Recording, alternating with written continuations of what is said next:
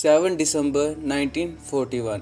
ये हिस्ट्री का वो दिन था जिसके बाद दुनिया का नक्शा बदलने वाला था, क्योंकि इस दिन अमेरिका की यूएस नेवी बेस पर कयामत बरसने वाली थी।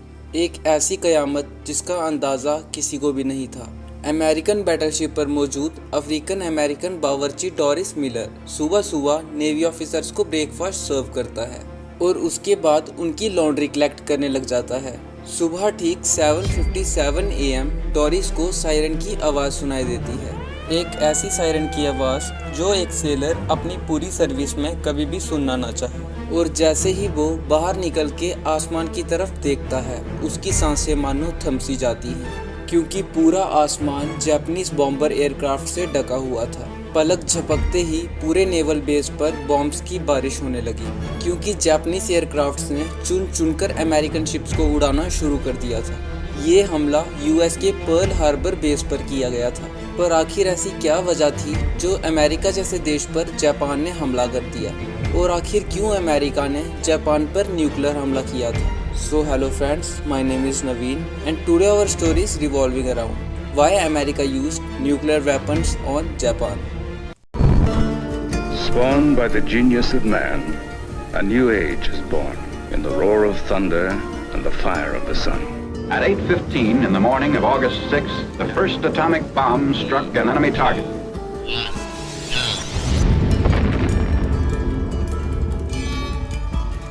In this instant, Robert Oppenheimer recalls a passage from a sacred book of the Hindu. Now I am become death, the destroyer of worlds.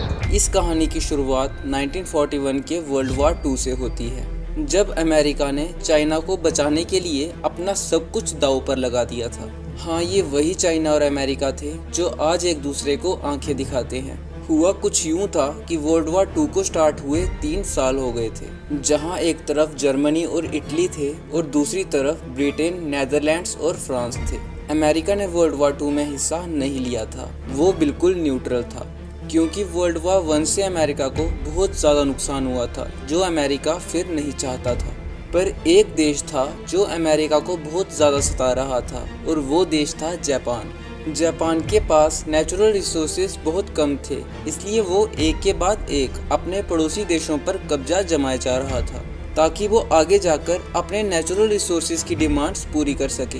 Korea, Taiwan और चाइना के कई बड़े इलाकों पर जापान कब्जा कर चुका था, और साथ ही पैसिफिक ओशन में जापान के करीब फिलीपींस, मलेशिया और इंडोनेशिया पर भी जापान की नज़र थी। जापान को इन देशों पर दूसरे देशों का कब्जा करना बिल्कुल भी पसंद नहीं आ रहा था। इसकी वजह ये थी कि जापान को हिटलर सपोर्ट कर रहा था, और हिटलर ब्रिटेन और अमेरिका का कट्टर दुश्मन था। जापान की इन हरकतों की वजह से 1941 में अमेरिका जापान को ऑयल देना बंद कर देता है। अब जापान के पास ऑयल ख़त्म होने लगा था, क्योंकि जापान अपनी डिमांड का 80% ऑयल अमेरिका से खरीदता था। तब अमेरिका जापान के आगे ये कंडीशन रखता है कि उसको चाइना पर जमाए कब्जे को छोड़ना पड़ेगा, तब जाके वो उसको दोबारा क्रूड ऑयल देगा। और ये फैसला जापान के लिए बहुत मुश्किल था, क्योंकि अगर जापान पीछे हटता तो ये हिटलर की बहुत बड़ी नाकामयाबी होती। इसलिए जापान चाइना से कब्जा नहीं हटाता है और फैसला करता है कि अब वो इंडोनेशिया पर कब्जा करेगा। पर ये काम इतना आसान नहीं होने वाला था, क्योंकि उस वक्त इंडोनेशिया नेदरलैंड्स की कॉलोनी थी, और वहाँ पर पहुँचने के लिए जापान को फिलीपींस पर कब्जा करना ज़रूरी था, जो कि अमेरिकन कॉलोनी थी। जापान ये बात जानता था कि फिलीपींस पर हमला करने पर पैसिफिक ओशन में मौजूद American naval base Pearl Harbor से अमेरिका जवाबी कार्रवाई ज़रूर करेगा।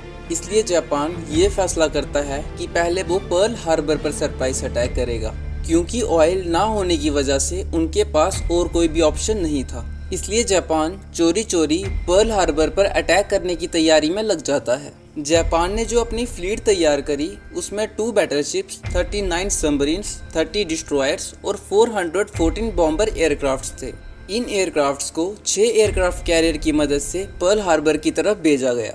उस वक्त पर्ल हार्बर पर 8 बैटलशिप्स, 59 एंटी एयरक्राफ्ट शिप्स, 4 सबमरीन्स और 390 एयरक्राफ्ट्स थे। मतलब अमेरिका के पास जापान का हमला नाकामयाब करने के लिए काफ़ी फोर्स मौजूद थी। लेकिन जो चीज़ इनके पास नहीं थी वो थी इस हमले की पहले से इंफॉर्मेशन। जापान इस हमले को टॉप सीक्रेट रखता है। जापान से निकलने वाली फोर्स करीब 8000 किलोमीटर का सफर तय करके पर्ल हार्बर से सिर्फ 360 किलोमीटर दूर थी और यही वो पॉइंट था जहां से एयरक्राफ्ट्स को हमला करने के लिए टेक ऑफ करवाया गया। ये हमला अब तक का वर्ल्ड वॉर 2 का सबसे बड़ा हमला होने वाला था, जिसमें अमेरिका अभी तक शामिल ही नहीं था। 7 दिसंबर 1941 की सुबह 7:57 AM 350 जापानीज एयरक्राफ्ट्स ने पर्ल हार्बर पर 2 अलग अलग ग्रुप्स में आकर अटैक कर दिया। अमेरिकन्स जिनको हमले की भनक तक नहीं थी, उन पर मानो आसमान से कयामत बरस रही थी। जापानीज एयरक्राफ्ट्स का एक ग्रुप ऊपर से बॉम्ब्स की बारिश कर देता है। 45 मिनट तक ये एयरक्राफ्ट्स पर्ल हार्बर पर हमला करते रहे और फिर वापस चले गए। सबको ये लगा कि हमला खत्म हो गया है और 10 मिनट बाद बॉम्बर एयरक्राफ्ट्स का दूसरा ग्रुप आया और बचा कुचा बेस उसने तबाह कर दिया। पूरे 1 घंटे 15 मिनट तक ये हमला चला, जिसमें जापान हर तरफ से आगे था। अमेरिका का पूरा बेस खड़ा खड़ा शमशान बन गया था। सब कुछ मानो काले धुएं के बादलों ने छुपा दिया था। December 7th, 1941. High overhead, Jap raiders are on the loose. Without warning, they circle Pearl Harbor and the city of Honolulu. A surprise attack born of infamy. इसी दौरान अमेरिका की एक शिप में मौजूद अमेरिकन अफ्रीकन बावर्ची Doris Miller भी था और लॉन्ड्री कलेक्शन के दौरान उसको एक सायरन सुनाई दिया। ये सायरन सुनकर जब तक वो बाहर आता, एक टॉर्पीडो मिसाइल उसके शिप में आ गिरी, जिसमें शिप के कैप्टन समेत कई लोग घायल हो गए। डोरिस ने सभी घायलों को एक सेफ जगह पर ले जाकर शिफ्ट किया और फिर एक एंटी एयरक्राफ्ट मशीन गन पर जाकर जापानीज क्राफ्ट्स पर अटैक कर दिया। बिना किसी ट्रेनिंग के उसने 6 जापानीज एयरक्राफ्ट्स ढेर कर दिए थे, जबकि इस हमले में जापान ने 29 एयरक्राफ्ट्स खोए थे। डोरिस मिलर पहला अफ्रीकन अमेरिकन था जिसको अमेरिका ने नेवल क्रॉस से सम्मानित किया था। ये अवार्ड यूएस नेवी का सबसे बड़ा और अमेरिका का दूसरा सबसे बड़ा अवार्ड है। 1 घंटा हमला करने के बाद जापानीज क्राफ्ट्स खुद तो वापस चले गए थे, लेकिन अमेरिका को भी वर्ल्ड वॉर 2 में घसीट चुके थे। अमेरिका ने भी पर्ल हार्बर का अगले ही दिन जापान को सबक सिखाने का फैसला कर दिया और उनके खिलाफ एक खुली जंग ऐलान कर दी। Since the unprovoked attack by Japan on Sunday, a state of war has existed between the United States and the Japanese Empire. अगले 3 महीनों तक अमेरिका अपने नेवल बेस को रिस्टोर करने का काम करता रहा। खुशकिस्मती से कई शिप्स जो पानी में डूब चुके थे वो रिपेयरिंग के काबिल थे। फिर 4 महीने बाद अमेरिका ने जापान पर सरप्राइज अटैक किया, जैसा उन्होंने पर्ल हार्बर पर किया था। अप्रैल 1942 में अमेरिका ने जापान के कैपिटल टोक्यो पर बॉम्ब्स की बरसात कर दी। ये अमेरिका की तरफ से वर्ल्ड वॉर 2 में होने वाला उनका पहला हमला था। लेकिन इसके बाद अमेरिका बिल्कुल नहीं रुकता।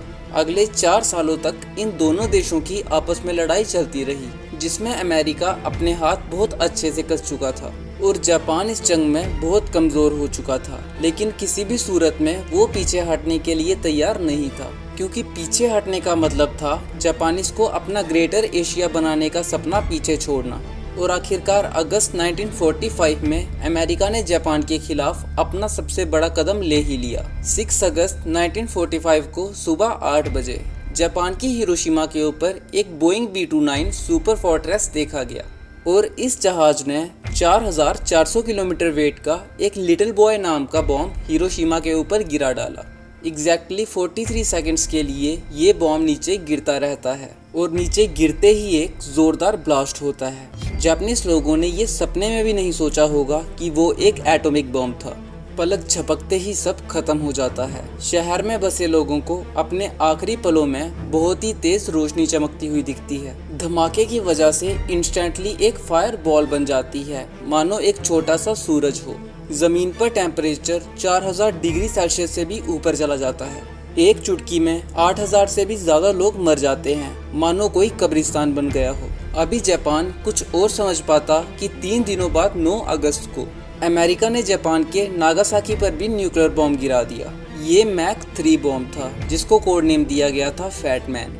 4670 किलो का ये बॉम्ब पूरे शहर को साफ कर देता है। ये वो 2 न्यूक्लियर बॉम्ब्स थे जो इंसानों के गिराने वाले अब तक के पहले और आखिरी हुए हैं। रिपोर्ट्स के मुताबिक इन हमलों में 2,06,000 से भी ज्यादा लोग मारे गए थे। इस हमले के अगले ही हफ्ते जापान ने अमेरिका के आगे सरेंडर कर दिया और वर्ल्ड वॉर 2 यहीं पर ख़त्म हो गई। अब आई होप आपको ये वीडियो पसंद आई होगी। अगर आपको ये वीडियो पसंद आई है तो प्लीज़ इस वीडियो को लाइक और चैनल को सब्सक्राइब भी कर दो। साथ में नोटिफिकेशन बेल भी ऑन कर देना ताकि आने वाली हमारी सारी वीडियोस की अपडेट्स आपको मिलती रहें। So stay safe, stay happy. मिलते हैं अगली वीडियो में।